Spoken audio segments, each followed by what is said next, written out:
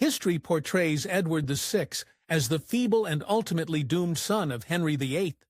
But the truth is so much darker than that. Far from a weakling, even as a boy, Edward proved nearly as twisted as his rotund father. And his gruesome end was likely a blessing for England. Don't believe us? Dive in and find out for yourself. The birth of Edward VI was probably the greatest moment in Henry VIII's life. The rotund king desperately wanted a son, but it took 28 years, 2 daughters, and 3 wives to finally make it happen. To say people were excited would be an understatement. One chronicler described the infant Edward as the most beautiful boy that ever was seen. However, England couldn't celebrate for long. Tragedy soon marred the joyous occasion. Queen Jane Seymour couldn't take part in the celebrations along with everyone else. It soon became clear that the birth had taken a serious toll on her. Within days, she was hanging by a thread. Seymour fought for a little over a week before succumbing to her illness. Edward VI never got to meet his mother, and let's just say, the boy definitely needed all the motherly guidance he could get. Edward VI grew up without a mother. But here's the thing, he basically grew up without a father, too. Sure, Henry VIII was over the moon that he finally had a son. That doesn't mean he was actually going to spend any time with the boy. Henry sent Edward away pretty much from the moment he was born. And aside from one brief visit when Edward was 1, he almost never saw the boy for the first several years of his life. And that means Henry wasn't there to support Edward as the boy was fighting for his life. Most reports claim that Edward VI was a hale and hearty child. But that could have just been people trying to avoid Henry VIII's wrath for giving him bad news about his boy. Either way, there's one thing we know for sure. When Edward was 4, he caught the deadly quartan fever. I'm sure all of England held their breath. Who knows how dark Henry VIII would get if the son he waited so many years for suddenly passed. But in the end, Edward recovered and got to grow up to become one of the biggest spoiled brats the world has ever seen. Sure, Henry didn't actually spend any time around Edward, but he still spoiled the heck out of the kid. He called his son this whole realm's most precious jewel, and he had his attendants treat him accordingly. Edward VI's entire life changed when he turned 6. Why? Because, believe it or not, the Tudors believed that a child became an adult at the age of 6. You heard that right. That meant that Edward finally got to move in with his ex-happy father, and their relationship quickly took a turn for the weird. He had workers completely remodel Edward's rooms so they looked exactly like his. Henry also had Edward's entire wardrobe replaced with smaller versions of his own clothes. I guess Henry hoped that with the same rooms and the same clothes, Edward would turn out like him. Unfortunately, that's exactly what happened. Edward ended up just about as messed up as Henry. Sure, Henry made Edward study like any other boy, but he made sure his son studied in style. Edward's school books were completely covered in gold and set with sapphires, rubies, and diamonds. And when Edward took lunch breaks, he ate with jewel-encrusted cutlery and napkins threaded with pure gold and silver thread. And, like a lot of rich kids, Edward got up to some disturbing hobbies. Edward had plenty to keep him busy with intensive studies, along with the manly fencing and horseback riding that Henry insisted upon. But between all that, Edward still found time to pick up a dark pastime: sorcery. Among Edward's mountains of toys, he kept a sinister red box filled with tools of sorcery. He and his older sister Elizabeth, the future Queen Elizabeth I, both had a strange obsession with magic and astrology. But while Edward and Elizabeth liked to cast spells together, that was nothing compared to Edward's relationship with his other sister, the infamous Bloody Mary. Edward absolutely adored his eldest sister Mary, once writing, "I love you the most" to her when he was 9 years old. It makes sense. Mary was over 2 decades older, and with no mother and an absent father. She was the closest thing to a parental figure Edward had. But just like his father, Edward's moods could change quickly. And before long, Edward and Bloody Mary would become bitter enemies. Give Edward VI credit for one thing: he was the only person on earth who seemed capable of making Henry VIII act like a decent human being. Henry had long since disinherited both of his daughters and divorced and beheaded their moms. But having a son softened him. In 1543, he invited all three of his kids to spend Christmas with him. For most families, that seems pretty normal. But for the Tudors, it was completely unheard of. That pleasant Christmas dinner took place at a high point in Henry VIII's life. Not only was his son everything he dreamed of, but Edward had even solved one of Henry's biggest problems. Henry brokered a deal with Scotland for Edward to marry the 7th-month-old Mary, Queen of Scots. With that deal, Henry set himself up to finally get Scotland under English rule after centuries of conflict. Ironically, right around the time, Henry, Edward, Mary, and Elizabeth all enjoyed their nice Christmas dinner together. The Scots backed out of the marriage treaty. To say Henry was furious doesn't quite cover it. He flew into a wild rage and sent Edward's uncle, Edward Seymour, north to teach the Scots a lesson. His instructions were utterly horrifying. Henry VIII told Seymour to put all to fire and sword, burn Edinburgh town, so razed and defaced, when you have sacked and gotten what ye can of it, as there may remain forever a perpetual memory of the vengeance of God lightened upon them for their falsehood and disloyalty. Seymour did Henry proud and set about on an utterly vicious campaign in Scotland. Henry VIII created his own religion just so he could get a divorce, and he made sure he brainwashed his son about his new faith. At just 12 years old, Edward was a complete religious fanatic. He even wrote a treatise saying that the Pope was the very son of the devil and Antichrist, and an abominable tyrant. Whether or not anyone thought Edward would make a good king doesn't change the facts. Henry VIII kicked the bucket in 1547, and the 9-year-old Edward became king. After the absolute circus of Henry's reign, no doubt the people of England hoped they might finally get to take a breather. Nope. Edward's reign would be just as chaotic as his dad's. But don't worry, it would be cut short before Edward could do too much damage. Even as a boy, Edward VI had a cruel streak. He was his father's son after all. Remember how Henry made sure to brainwash Edward in the new Church of England? Well, by the time he became king, Edward was a full-on fanatic, and he spent most of his time rewriting England's law so that Catholics were heavily oppressed. But while keeping Catholics down was high on Edward's to-do list, he couldn't do everything himself. He had advisors to do most of the ruling for him, but these men were as power-hungry and heartless as his father was. One man dominated much of Edward's reign, his uncle, Edward Seymour. This was the same guy Henry VIII sent north to ravage Scotland. Ever since his sister Jane married Henry VIII, Seymour had his eyes set on power, and now it was within his grasp. With his nephew as the king, Seymour quickly proved he'd do anything to increase his influence. As soon as Henry croaked, Seymour started bribing everyone in the court. Greasing palms worked, and Seymour became Lord Protector of England within days, and he set about ruling the country with an iron fist. There was one person who stood between Edward Seymour and the power he craved: his own brother, Thomas.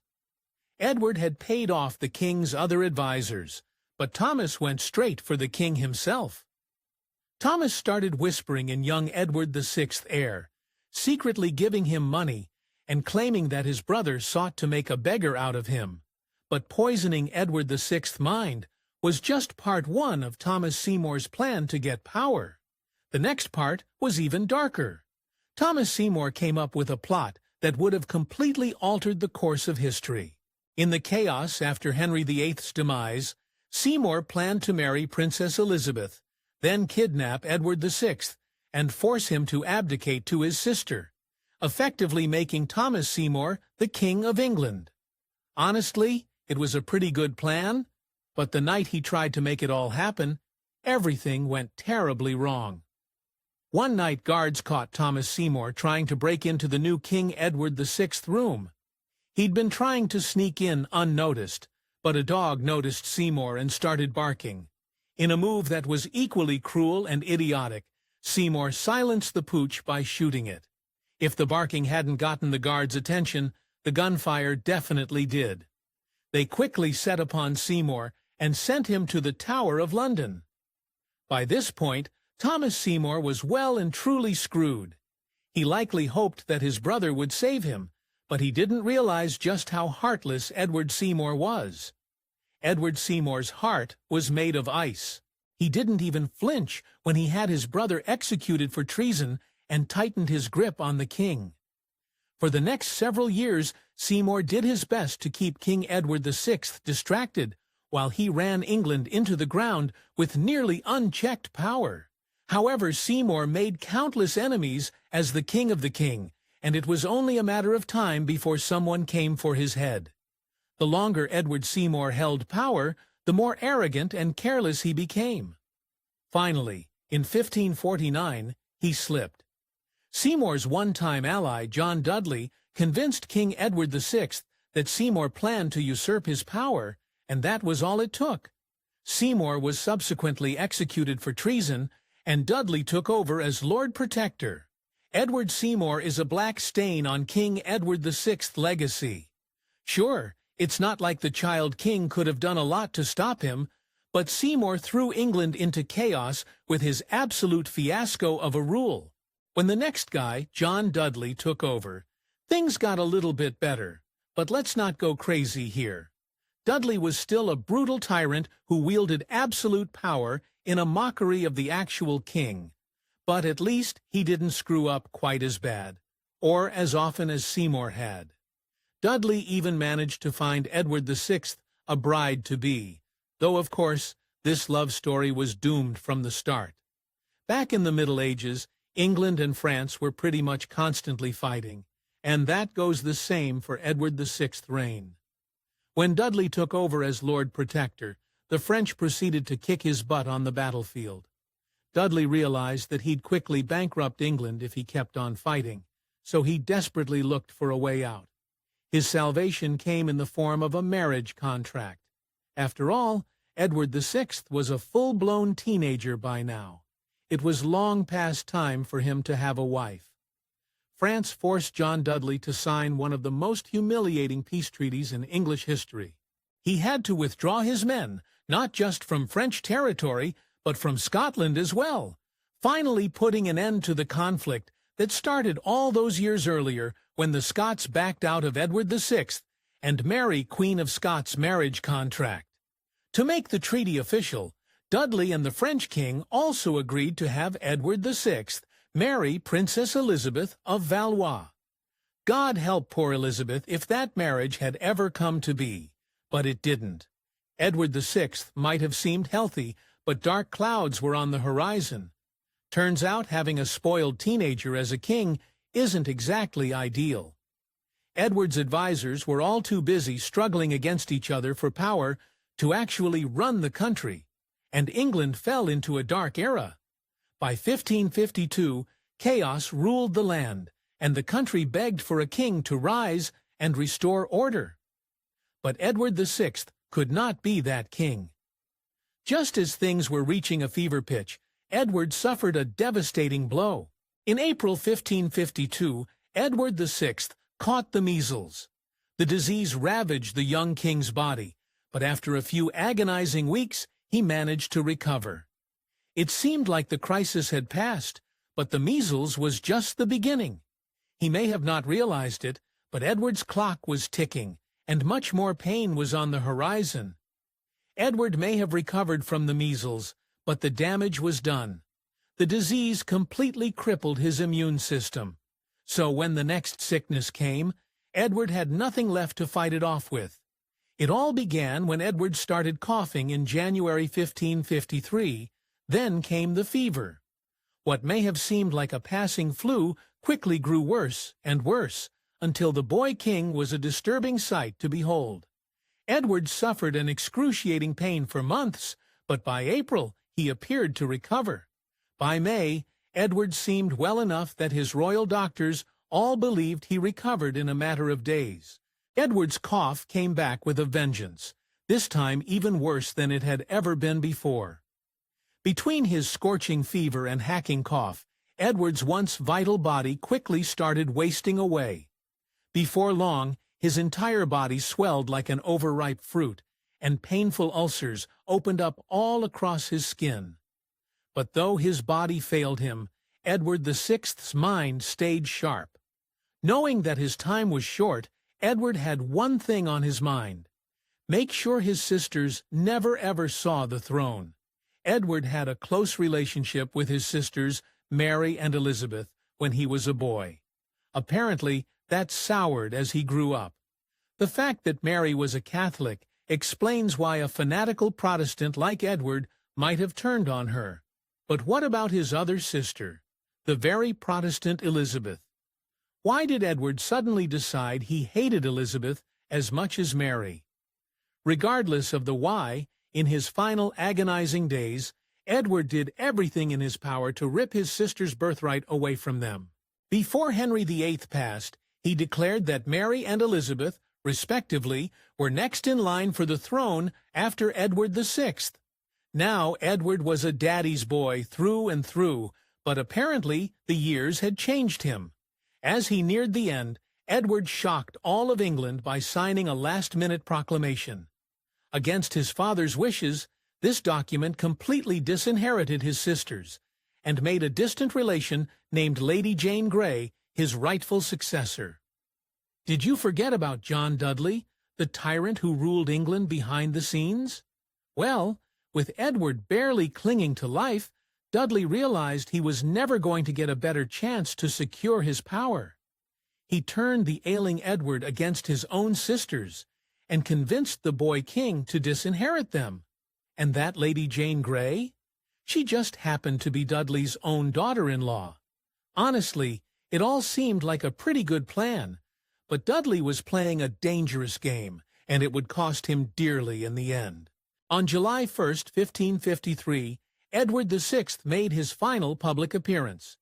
Crowds waited by his window to catch a glimpse of their ailing king, but when he finally arrived, the onlookers were utterly horrified. Edward, who had always been so healthy and vital, had completely wasted away. At that point, the crowd realized what Edward's attendants had probably known for weeks. Edward VI was about to die. One day in early July, a feeble Edward pulled one of his terrified attendants close and whispered a devastating confession: "I am glad to die." Thankfully, after fighting for 6 long months, Edward wouldn't have to suffer much longer. King Edward VI was no more. He was just 15 years old. For some reason, it seemed too hard to believe that Edward fell so violently ill so suddenly. One day, he was the picture of health. The next, he was wasting away. Skeptics pointed to a much darker cause of death. Poison? Some claimed John Dudley was behind it, the scheming tyrant who wanted power all to himself. Others pointed the fingers at Catholics, or perhaps Edward's own sister Mary, who Edward had so viciously persecuted. In reality, it's far more likely that Edward's end was tuberculosis, or some similar affliction, but no one can ever say for sure. What mattered was Edward was gone, and technically Lady Jane Grey was now the Queen of England, but not for long. Bloody Mary was Henry VIII's own daughter. Lady Jane Grey was Henry VIII's sister's granddaughter. It doesn't take a genealogy whiz to see who has the stronger claim to the throne. Mary quickly rallied thousands of supporters to her cause.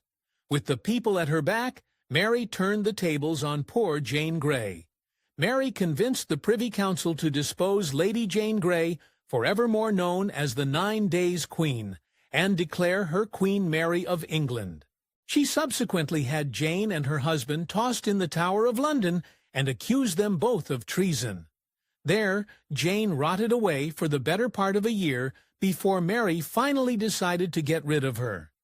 Mary had Jane Grey beheaded in February 1554, but in a way, she was lucky. Mary's revenge against Jane's father-in-law, John Dudley, was far more swift and brutal. By the time Mary's men dragged a Dudley back to London for his execution, he barely even made it to the chopping block.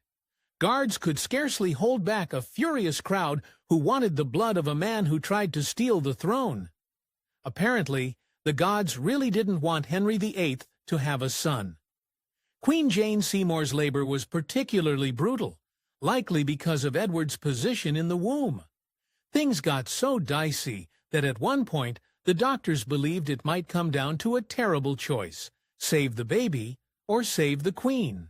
According to one report, when the attendants asked the king what he wanted to do, his reply was utterly heartless.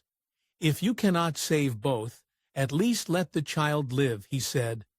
The more you learn about Edward, the more you realize how much of a bullet England dodged when he passed so young.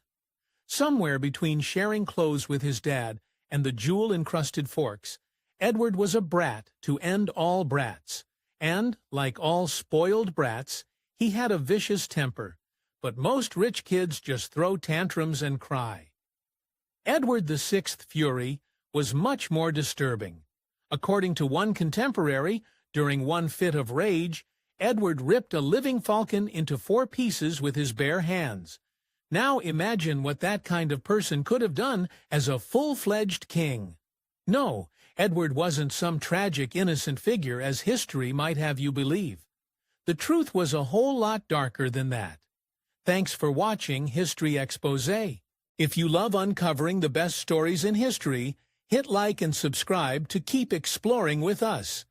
Don't forget to visit our main page, FactorNet, for more incredible facts about everything.